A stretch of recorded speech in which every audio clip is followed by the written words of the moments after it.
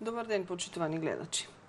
Велат, дај Боже никогаш да не ти затреба, но добро е да се знае дека ја има.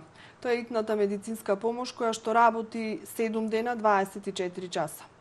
Денес ќе разговараме на таа тема со началничката на итната медицинска помош во Охрид, госпоѓа Ана Неделковска. Добар ден, добре дојдовте во Подлупа и во ТВМ. Добар ден, добре ве најдов. Доктор Неделковска, вие отпред колку му доаѓа 6 месеци сте началник на итната медицинска помош од септември месец а долги години веќе сте дел од оваа екипа.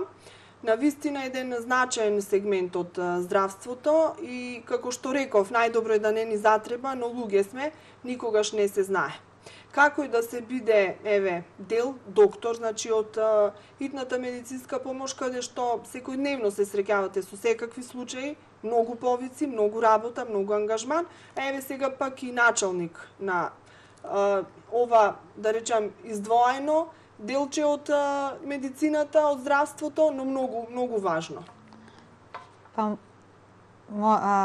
Работата доктор во итна медицинска помош ми е моето прво работно место, така да целиот мој работен стаж е во итна медицинска помош во Охрид и веќе 13 години работам таму. Малку ми е необично сега да сум началник, пошто сум дел од тој колектив.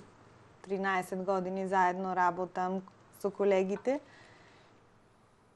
Работата некако кога ќе почнеш да работиш во итна медицинска помош, не знам после дали можеш да работиш било што, некоја помонотона работа, смирена, некако адреналински зависник стануваш. Значи, вие веднаш бевте во оган фрлени, затоа што ова е едно од, можеби, најтешките местата кои што најмногу бараат ангажман од еден доктор, затоа што сте ангажирани постојано и постојано сте на штрек.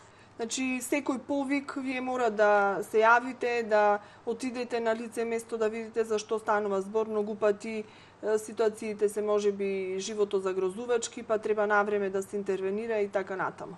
Како ви беше да ја градите кариерата и како е воопшто да се работи во итната медицинска помош? Прво, кога почнав да работам во итна медицинска помош, мислев како ќе ја работам, пошто во истиот момент, кога одиш на повик, размислуваш, значи мора да размислуваш брзо и да реагираш брзо, затоа што не знаеш што ќе најдеш таму, каде што ќе одиш. Прво, приемот на повикот, мораме да правиме тријажа, некогаш имаме и повеќе повици во исто време. Значи, лекарот е тој кој го прима повикот и кој одлучува понекогаш пациентите кога ќе се јават и кога ќе бараат повик, реагираат луто и затоа што ќе ги прашаме, кажете ни за што се работи, која е особата, колкава е особата, каков е проблемот, ама мора да разберат дека ние мораме да направиме, значи да одредиме кај кого прв ќе одиме и спрема итноста на повикот. Мораме да направиме тријажа. А кога одиме на повик, секогаш тргнуваш од амбуланта и размислуваш што ќе најдам таму каде што ќе одам. Така. Оној кој што бара помош од вас, минутите му изгледат како часови и затоа може би цел тој разговор и земањето на податоци за нив изгледа нешто непотребно, губење време, но вие мора да ги имате нив за да можете соодветно да се подготвите и да реагирате кога ќе стигнете на лице место. И за побрзо да стигнеш на повикот и побрзо да реагираш, мора да ти објаснат добро адресата. Некогаш се случува ако видиш дека се во паника, луѓето кои го панични се, значи реагираат возбудени се, лекарот го прима повикот, излегува на терен со екипата, а другиот лекар го ја продолжува комуникацијата за подобро да земе податок каде е местото, што се случува на местото и додека се возиме до лице место на повик, каде што е повикот, комуницираме со... Примате информациите. А За како што се комуницирате? Преку што? Имаме мобилни телефони, имаме и радиостаници. Радиостаниците обично ги користиме ако одиме во планински весела, каде што немаме мобилна телефонија, сигнал за мобилна телефонија, или пак комуницираме со амбулантите од итна медицинска помош од Ресен, од Дебар, од Струга, од места каде што, например, тие се на повика, не можат, значи некогаш 109 на некое место си каде што ти е потребна брза помош од Охрид, а добиваш Струга, Дебар, до врските се и тогаш ги користиме радиостаниците меѓу нас, меѓу колегите од градови. Така, значи од овде произлегува дека имате и добра соработка со другите општини и со останатите колеги. Секако и со амбулантите за итна медицинска помош во соседниве градови и со кардиолошки завод, со општа болница, со Свети Еразмо за травматологија болницата, така да имаме добра соработка. Во итната медицинска помош во Охрид или брза помош, познато така меѓу граѓаните поприфатено како термин, има 35, околу 35 вработени сте, 13 сте доктори. Дали ова бројка ги задоволува потребите на една општина како што е Охрид или имаме недостиг од кадар? Имаме недостиг претежно од лекари. Некако, не знам зашто, ама младите колеги не сакаат да работат во нашата служба. Дали поради помалите примања, дали поради типот на работа. А добро е секој од младите колеги, значи, апелираме, пошто ме слушаат, може да ме гледаат, да барем малку, ако не волонтерски барем, да дојде на брза помош, затоа што патологијата имат различна патологија, не е една патологија, па се фокусираш на неа. И начинот на реакција не е секогаш ист, и најмногу кога работиш во итна медицинска помош, ќе видиш дека во медицината 2 и 2 не се секогаш 4. Вела дека најдобра школа е ако се започне, значи да се усовршуваш во областа на медицината од итната медицинска помош. За почеток е најдобра школа и дава најдобро искуство и сега понатаму е многу добро после да се доедуцираш, да се усовршиш во зависност од условите. Сте мотивирани да го направите тоа, значи да се доедуцирате и усовршувате, затоа што не знам заради кои причини, ама имам информација дека докторите на итната медицинска помош воопшто во државата имаат помали примања отколку другите доктори. Може би тоа не е баш мотив за да сака некој да работи таму, бидејќи работата е, рековме, многу тешка, многу бара, голем ангажман и енергија, а од друга страна пак бенефитот или платеноста е помала од другите колеги. И мислам дека тоа е и причината што помладите колеги не сакаат да работат во нашата служба, ама некако ние сме се навикнали да сме задоволни со помалку и мислам дека се надевам дека ќе се поправи. Да, дека тука и вие како тим кои што сте, бидејќи ве знам повеќето од вас, мислам дека и друго е во прашање, и љубовта, и хуманоста, и она што сакате да им помогнете на луѓето безрезервно, несебично, значи тоа ве држи таму. Не дека не сте можели и на друго место да си ја градите кариерата, но некако сте останале тука да им помагате на луѓето, примарно кога треба, па потоа ќе се препраќаат на други места доколку има потреба од тоа. Прво, за да работиш во здравство, мислам дека треба да постои љубов кон медицината и да си човекољубец.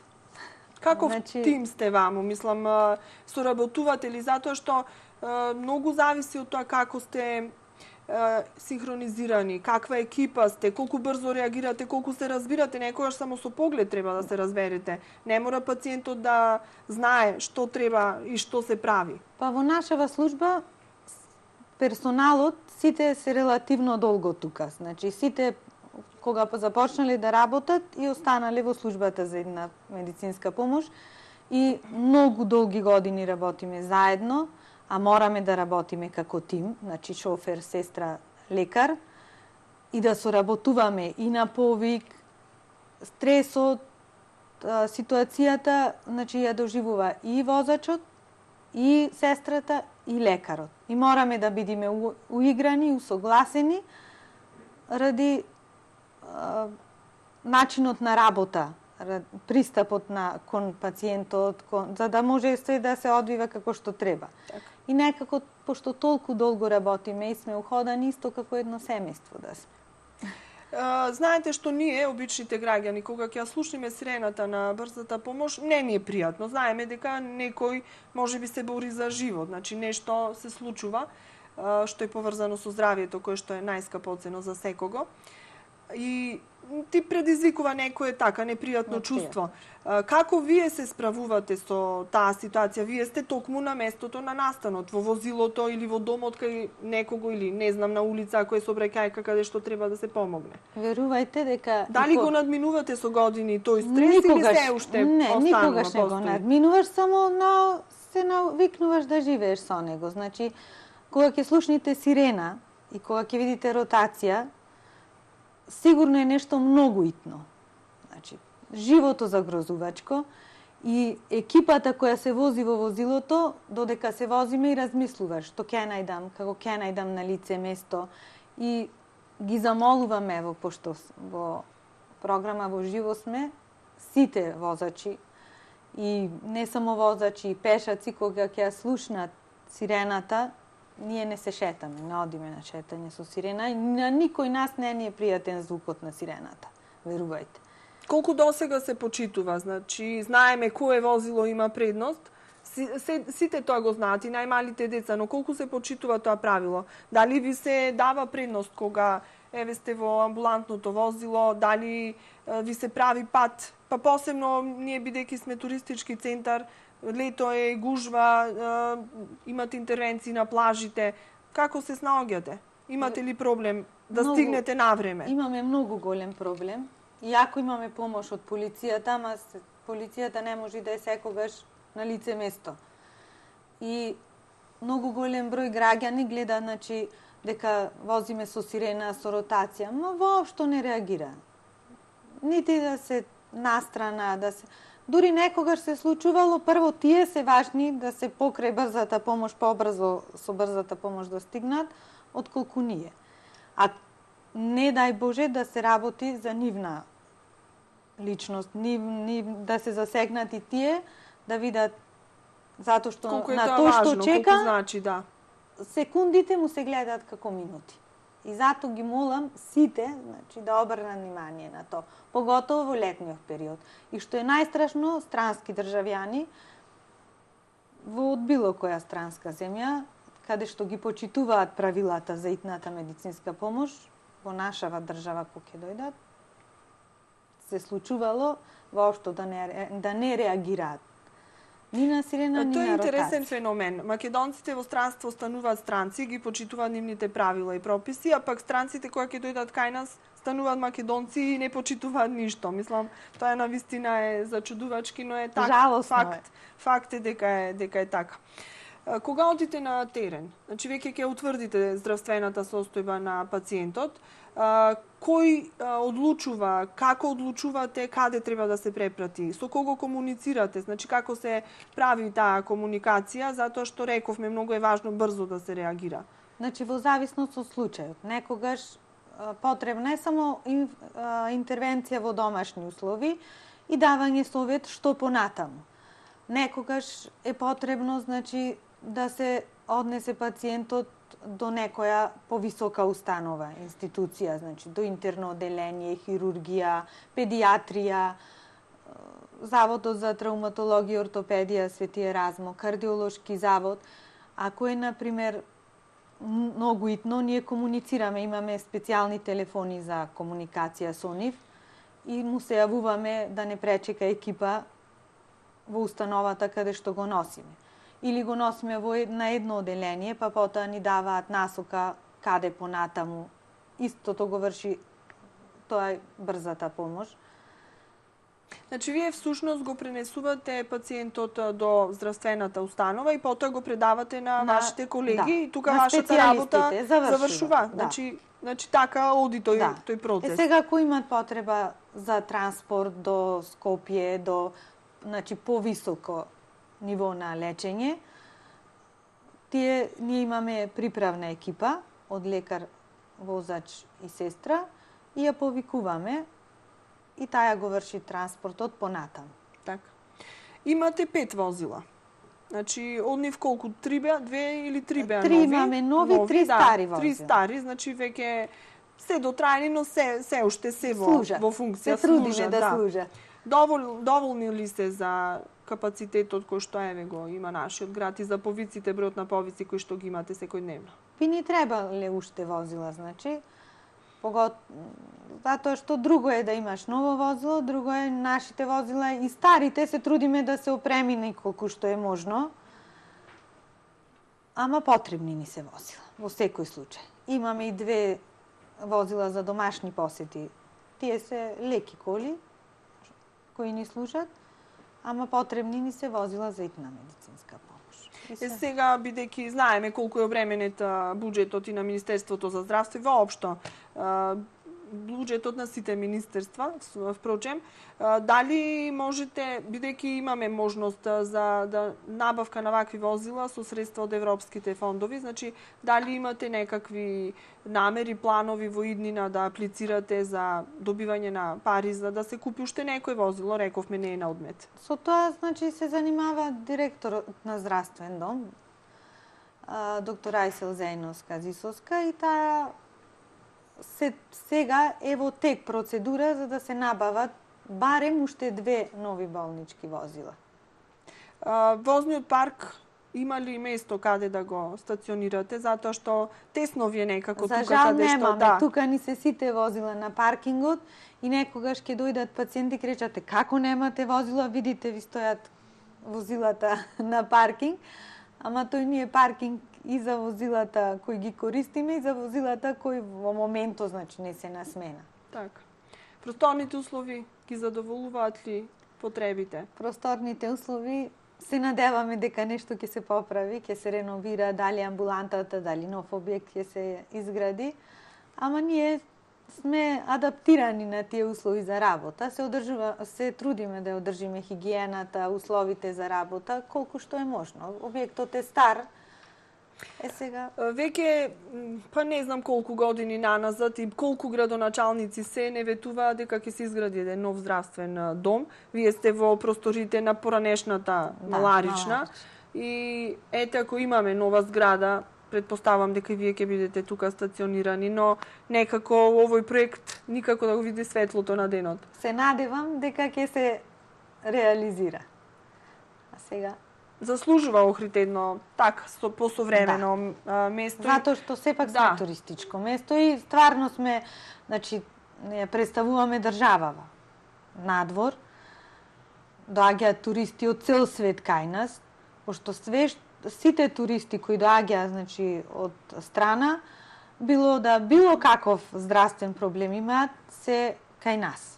Значи, прво се упатени кај нас, па потоа понатаму, зависност. Што ќе одлучиме? Затоа ќе позборуваме во вториот дел на емисијата, бидејќи емисијата и наменски сега реализираме пред во очи великденските празници, кога во градов очекуваме да дојдат поголем број гости, дали од дома или од странство, па имате вие тука и уште повеќе простор за работа, затоа што се случува, но уште малку ќе се задржиме на локално ниво. Колку повици дневно во просек имате и од каков тип се повиците? Многу пати некои од нив и не се оправдани, но ќе ни кажете и за тоа нешто. Значи во просек имаме 15 до 20 повици во ден. Тоа е во период кога немаме, значи, онај период кога немаме туристи, помала е раздвиженоста, за повици зборуваме. Иначе имаме и амбулантски случаеви, пошто работиме и како ноќна служба, и како дежурна служба во време на празници, на викенди, замена за матичните лекари сме. Сите пациенти се кај нас. Повиците, знаете, не можеш да некогаш примаме и неосновани повици, затоа што за начинот како е пренесен повикот и сега свикаш да отидам, да не отидам, па да не е случајно нешто. Ние луѓето различно реагираме сите на одредени ситуации. Сега неоснованите повици некогаш одат исто како итните повици, за жал, што некако би требало да се регулира. Дали со наплаќање приватно, дали... Тоа е, мислам, дека и до здравствена култура на луѓето. Можат ли да се препознаат или не може да се препознаат Некои за што може. станува збор? Имаме некои пациенти што редовно викаат брза помош. Така тому е како навика. Ама пак си викаш некогаш и кај нив, она како во поговорката да не испадне волк и накрај да биде можеби еднаш-два пати нема реална причина, но и повторно ќе одиш на повикот затоа што пак ќе кажам во медицината не се секогаш 2 и 2 4. Ви се случува ли да имате во исто време два повици, па да не се знае каде на кој да се даде приоритет, бидејќи не знаете што ве чека конкретно на терен? Не се случува да имаме истовремено и повеќе од 2-3 повици. Значи мора да направиме триажа. Прво одиме за на тој повик на кој ние сме решиле дека е најприоритетен. Потоа на другите некогаш тоа што си мислел дека е најприоритетно може да излезе дека е ништо спрема другиот, ама не можеш да претпоставиш. Така. Какви најчесто случаи затекнувате? Значи, од што најчесто патат граѓаните, кои здравствени проблеми најмногу ги имаат и каде вие интервенирате? Најмногу имаме, значи, кардиоваскуларните болести, респираторните болести, астматичари, хронични обструктивни, инсултите, работиме исто и со карциномите, болки, симптоматско лечење во домашни услови. Така да, различна патологија имаме. Таја што ни е стандардна, а некогаш не можеш да знаеш. Значи, во летниот период пред повеќе имаме сообраќајни незгоди, колапси. Иако се апелира до од сите медиуми, значи преку сите медиуми за начинот на исхрана, на течност и на се, налето сме многу пооптеретени со такви случаеви. За разлика од зимскиот период. Така. Значи, еве, кај да доаѓа тој период кога вие ќе сте на вистина... За сите е лето, за нас не е лето. Така. Кога ќе мора да сте постојано будни, вие и онака сте, но сепак тој период има потреба за уште поголема будност, за уште поголема ангажираност. Се надевам дека ќе се даде едно поголемо значење на итната медицинска помош, значење во смисла да се стимулираат и со платите, докторите и персоналот кој што е таму, и со просторните услови, и со добивање на возила, затоа што Охрид, како што рековме, туристички центар, и не само заради тоа, значи граѓаните на овој град го заслужуваат тоа, да има едно пристојно место каде што ќе побараат помош, кога другите здравствени установи не се во можност да одговорат, можеби не работат или можеби секогаш на некако прво што ни паѓа на памет е да се обратиме на итната медицинска помош, па потоа да не преупатат каде што треба. Имате ли вие вака од ваше некое искуство надеж дека ќе се случи ова или како да тапкаме во место? Јас се надевам. Има ли некој просперитет, значи гледате ли некаков развој од кога сте вие во итната медицинска помош или? Сега за сега, значи, можда малку сме се придвижиле, ево, им добивме до специализации, добивме некое ново возило и се надевам дека ќе оди на подобро. Добро е да бидеме оптимисти. Мораме да бидеме оптимисти. Но некако реалноста е таа што не притиска и ни кажува каде сме и до каде сме. Ќе ве одморам тука малку со една пауза за реклами, а потоа ќе зборуваме какви се ангажмани и какви се повици имаме за време на туристичка сезона, за време на празници, како што реков, еве ни престојат великденските, пак имате уште повеќе. Дај Боже да немате, но... Да, се надева. Така, праксата покажува поинаку.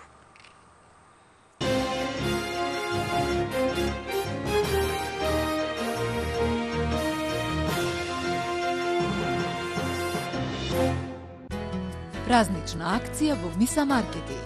Празнична цена за највкусните ајдамер кашкавали. А мета свежо пиле 1 килограм 125 денари. Суташ кисело млеко 800 грама 39 денари. Млад компир 1 килограм за само 49 денари. Радовишко биено сирење 1 килограм 289 денари. Тиквеш вино 1 литар со пелистерка 1,5 литри за само 105 денари. Фарба за коса Garnier Color Natural 115 денари. Пазарете со мерак, среќни празници, ваши Миса маркети. Кои што сакат нека ви зборвит, ама вистината е само една. Тајната за охридскиот бисер ја донесов лично јас, Јован Субановиќ, руски белогардеец. Тајнава со алал ти ја давам, на правнуци да останит, ајро да ја го видиш. Ако се посветиш на занатот, еден ден сигурно ќе се просветлиш. За прекрасната иднина на нашето семејство и за првиот охридски бисер, верни на традицијата, фамилија Филеви. Бичен лаунж бар Джовани, совршено место за организација на свадби, родендени, крштевки и останати семејни свечености. Ресторан со стилски ентериер и тераса на самиот езерски брег, со капацитет до 300 гости. Отвореноста на ресторанот и терасата кон езерото создава совршен амбиент за незаборавна матурска прослава. Интернационална кујна со мени за сечи вкус, секогаш свежо подготвено и совршено сервирано. Атрактивен и уникатен за семеен или деловен ручек, романтична вечера или пијалок и дружење со пријателите. Дозволете ни да ве импресионираме. Beach and Lounge Bar Giovanni.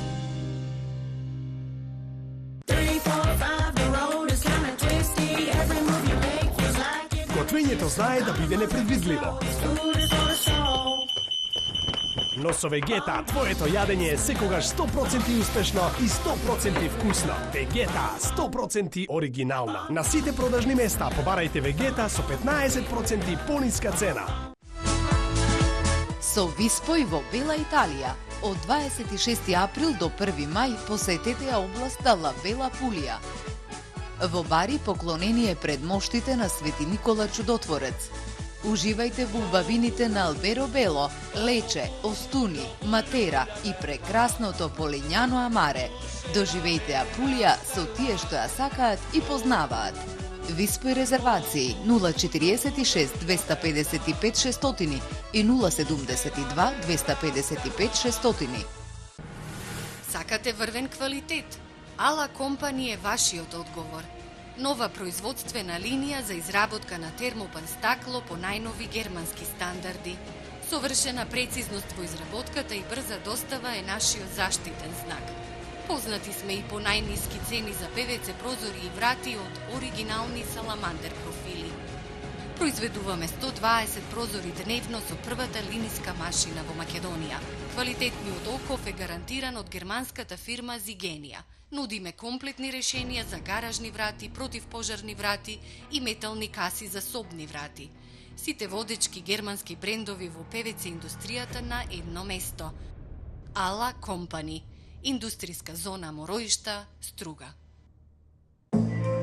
Традиција и квалитет. Преку 50 годишно искуство. Житолеп Охрид. Житолеп Охрид ви нуди широка палета на производи од сопствено производство. Житолеп Охрид. Кам постојано ниски цени. Мешано сирење 1 килограм 266 денари. Лутеница 690 грама 99 денари. Вино 2 по 750 милилитри 285 денари. Великденски колач 700 грама 149 денари. Кам, купувај мудро. Хотел Престиж Струга. Луксузен интериер во модерен стил. Ресторански сали со капацитет до 600 до 450 гости. Со атрактивен изглед за организирање фамилиарни свечености, прослави и забави. Цена на менија за свадби од 12 евра со вклучен неограничен пијалок. Комплетно декорирање на сала, сопствен паркинг. Луксус што можете да си го дозволите. Хотел Престиж Струга. Погребално предпријатие Две солзи. Ние сме тука, во тешките моменти во животот, да обезбедиме професионална поддршка. Погребално предпријатие Две солзи.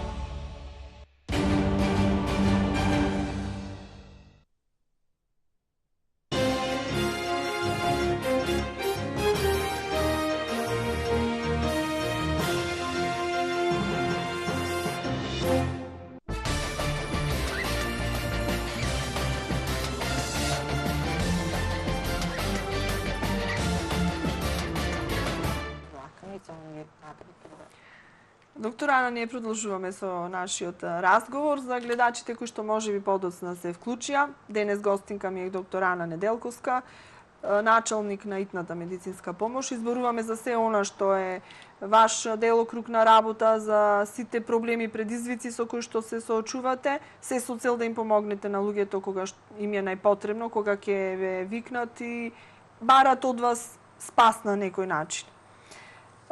Рековме дека многу е важно од тимот и екипата кои што работите таму, колку брзо и ефикасно ќе се изреагира. Сега, кога ќе стигнете на терен, рековте дека не знаете, од прилика имате некакви информации, Да. за што станува збор, но може да биде сосема нешто друго. Се подготвувате ли додека одите на местото каде што треба од каде што доаѓа повикот? Се консултирате ли што да направите, како да направите? Меѓу нас, сега и кажуваш на сестрата, например, ако се јават убот од инсект, па алергичен е, и викаш спреми адреналин, спреми урбазон, спреми да имаме спремност, само кога ќе излеземе на терен и се преиспитуваш, имаме ова, имаме она, ќе дајме ова, прво ќе направиме ова, значи мораме така, да имаме некој барем план. Так. Што би работеле. Тоа се прави вод, затоа што нема време да се седне на хартија тоа да се прави, туку сето тоа усно. Уз разговор. Так. А имате ли се што ви е потребно од лекарства, од други помагала за да се интервенира? Па за укажување на прва помош и диагностицирање првенствено, значи имаме. Све. Так. Имаме, значи, и ЕКГ, мобилно, и респиратор, и аспиратор, имаме средства за имобилизација, за пружање, значи, на примарна рехидрација, одржување на венска линија. Мислам дека во тој смисол сме спремни. И сега може би една од најтешките ситуации вие кога ќе станува збор за сообраќајна незгода. Не знаете исто така што ве очекува, дали има повредени, дали има мртви, колку луѓе се, каква е состојбата, па некогаш непристапен терен е во прашање, па може би автомобилот е толку оштетен што не може да се стигне до оние кои што се повредени. Како се реагира во такви ситуации? Во тие случаи, значи, колку што можеме ние, ај викаме пожарна, и пожарникарите ни помага, значи во техничкиот смисол, ама обавезно имаме соработка, значи инструкциите за третман на пациентот, во каква зависи во каква положба е, зависи од знаците на животот, повредите, ги даваме ние како да се постапува, а тие соработуваат со нас така да имаме помош. Имаме ли многу сообраќајки во градов? Во летниот период многу.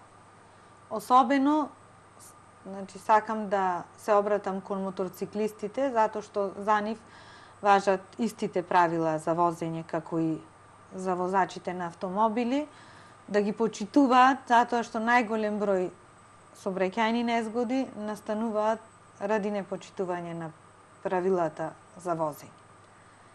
Што прво се прави кога ќе се оде на лице место каде што има некоја сообраќајка? Прво, значи ние од прилика со тој кој ни го пренесува повикот разговараме додека одиме на повикот. Да, затоа што можеби некој случаен минувач видел и ви се јавил. Да. Нема никакви податоци, тој за вам да ви каже и тој од прилика ни се кажува случило. и од прилика знаеш што можеш да очекуваш, ама нема правило, значи. И прво пристапуваш до теренот, прво да видиш каква е ситуацијата, дали можеш да се доближиш. Прво ние да сме заштитени, затоа што и нашето здравје и нашата сигурност е важна на целиот тим. Потоа пристапуваш, значи да видиш во каква состојба е пациентот, дали е контактибилен, не е контактибилен. Соработуваме со пациентот, ако е можно. Ако не е можно, прво уочуваш, што би рекле народски, од око, каква е ситуацијата и потоа во зависност од тоа реагираш. Реагираш заедно со сестрата и со возачот, со нивна помош. Градов е мал, значи горе-долу, ако не од ништо повеќе од вака од што сме се виделе, некаде сме се сретнале, се знаеме сите. Сигурно ви се случило, можеби вам лично или на ваши колеги, да морале да интервенираат некаде каде што имале нивни близок или нивни познат. Дали во такви случаи имате можност да одбиете да одите на повик, затоа што на крајот на криштата и вие сте луѓе со чувства, или тука нема, значи професионализмот доаѓа до израз и се оди? Верувајте, во тој момент не размислуваш. Само размислуваш како ќе му помогнеш на лицето и како побрзо да стигнеш таму, поготово ако е некој кој го познаваш. А често одиш на повик, не знаеш, значи на лице место не знаеш што ќе најдеш. Се дешавало да се наши блиски, не само наши лично блиски, него на некој од вработените во итната медицинска помош и верувајте дека тоа остава последица за цел живот. Затоа што ние фамилиарно меѓусебне живееме, не само. Така, рековме дека веќе нешто од тоа што е професионално е надминато и веќе како едно пошироко семејство сте. Реагираш соодветно затоа што не смеш да дозволиш да размислуваш поинаку или да внесуваш емоции. Чисто професионално. Ама последиците остануваат. Ама потоа ќе се одрази тоа. Во моментот ќе се стегнеш, ќе дадеш се од себе, но потоа се многу. Ако е во текот на смената, верувајте, останатиот дел од смената, или кога се работи за деца и млади лица, а да сите се важни, ама поготово за деца и млади лица. Никој не може да остане. Некои случаеви никогаш не можеш да ги заборавиш. Никогаш. И сето остава последици. Вака навечер кога ќе си легнете, кога ќе правите на рекапитулација на работниот ден, ви се редат ли како на филмска лента некои случаи? Не, верувајте дека јас мислам, не само јас и другите си одиме дома и го потиснуваме. Не дека не ни оставило печаток. Со тек на годините на работа се навикнуваш да не размислуваш. Инаку психички ќе пропаднеш. И мислам дека повеќето од нас дали работата не направила такви или не знам, сме јаки како личности, воопшто не размислуваш. Не дека не оставило действо, него се трудиш да не размислуваш, инаку нема да можеш да функционираш, верувајте. Се што сме виделе и професионално и лично ни се десило на било кој од нас, многу големи последици остава. После тоа не си ист. Кај вас нема лесен ден, да речам. Сите одиме на работа, си велиме да ми помине денес така, полесно дено, значи да нема некои турбуленции, да си течат работите како што треба, да си има еден така убав, пријатен тек. Кај вас нема такви денови, затоа што секогаш имате случаи, секогаш има ситуации, секогаш треба да се помогне некому и се нешто во текот на денот ќе остави трага. Сега некои денови се уште потешки, но лесен ден мислам дека во вашата професија нема. Нема, верувајте ми, кога Значи, ние работиме и со хронични болни и одиме дома. Некогаш, кај некој хронични болни толку долго одиме или му помагаме, што дури со семејството се соживуваме. И како лично да ги познаваме. Без разлика ние што ни се само пациенти. И дури и тие оставаат последици во нашите животи, во нашите емоции. Така. Тоа е, секоја професија си носи некое бреме, на секого своето најтешко, како велат. Реков, Охрид е туристички град, еве на прагот сме на уште една туристичка сезона, за вас работа уште повеќе, интервенции уште повеќе. Како се постапува со туристите, посебно со оние кои што се странски? Значи, тие се третираат според нивното, му пружаме ние помош, која е потребна, а потоа нормално, наплаќањето оди како се наплаќа, со тоа што имаат соработка со Фондот за здравство, со осигурителните компании, после му се рефундираат пари, му се... сега, кој е многу итен случај, нормално ние, кој е живото загрозен човекот, не се оптеретуваме дали ќе му наплатиме, него се оптеретуваме да се спаси, да се спаси човекот, потоа, потом. Да, другите што се формалности ќе се обавуваат нахнано. Колку вака имате случаи, колку интервенции на лето во споредба еве со зимскиот период, кога е можеби помирно? На лето е зголемен бројот на интервенции, тоа доста зголемен. Значи се дешава по 30, 40 само повици, а амбулански прегледи да имаме дури некогаш и по 100 прегледи, 100 и нешто прегледи. Значи, на лето е многу.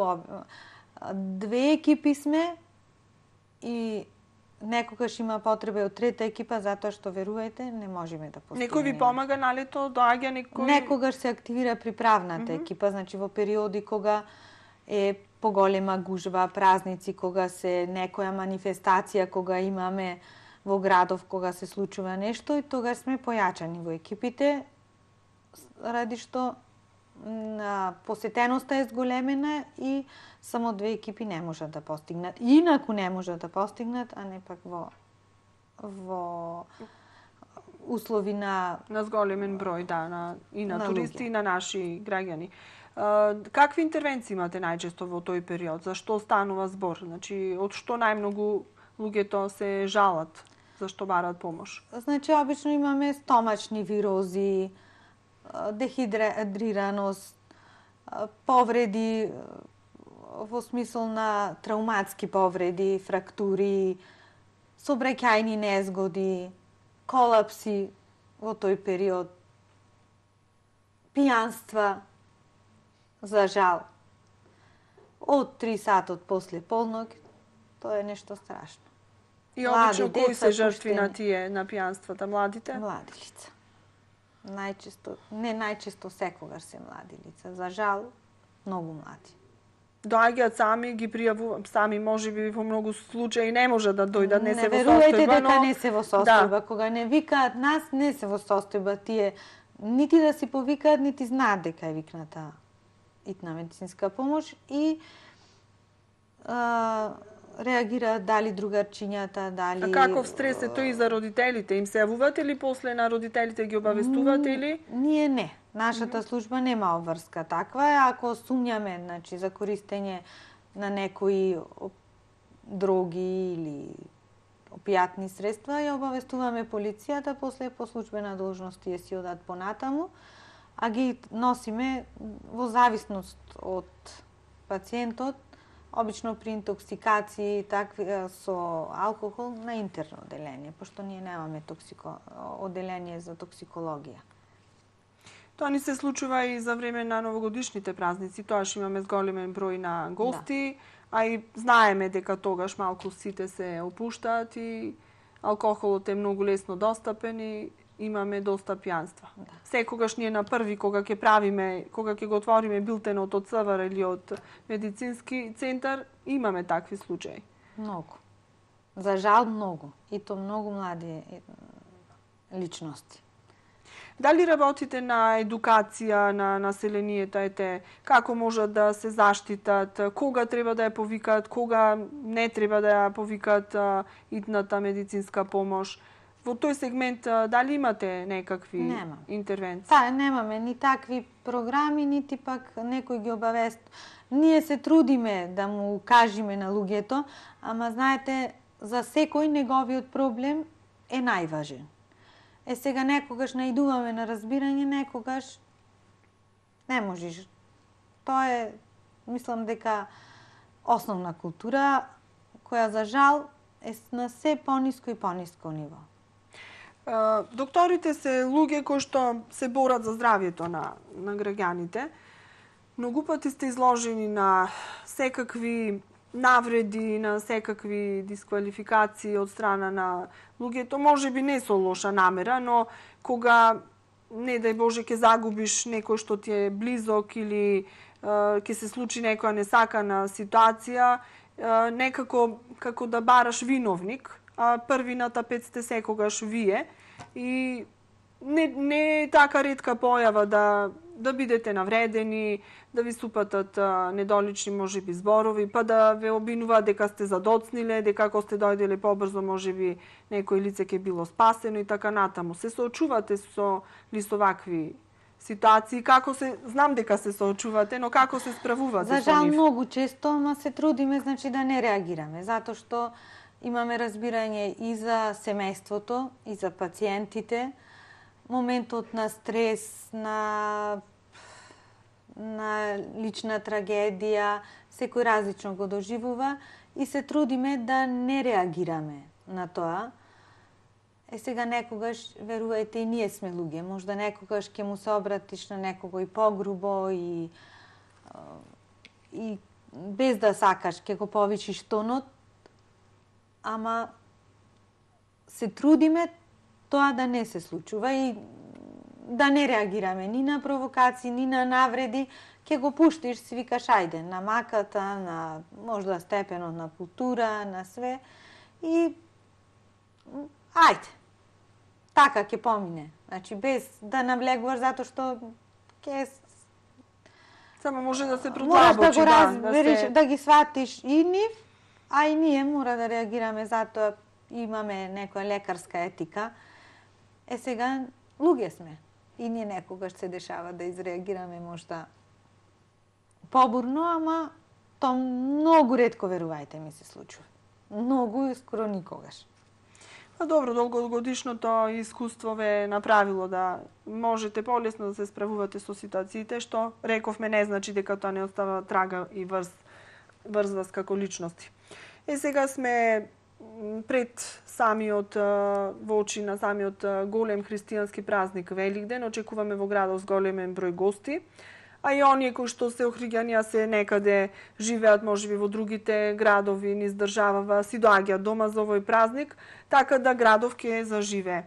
Со тоа и вашата работа ќе се зголеми. Подготвени ли сте екипите? Се веќе сигурно ги имате направено, распоредите кој кога е, како е, и приправност имате, така да покриени ке сте сигурни. Ние очекуваме, значи свесни сме дека за овие денови е поголем обемот на работа е зголемен, затоа што не работат ниматичните лекари, се што е од страна е кај нас и сме спремни. Сега персоналот ни е тој, ние се трудиме колку што можеме.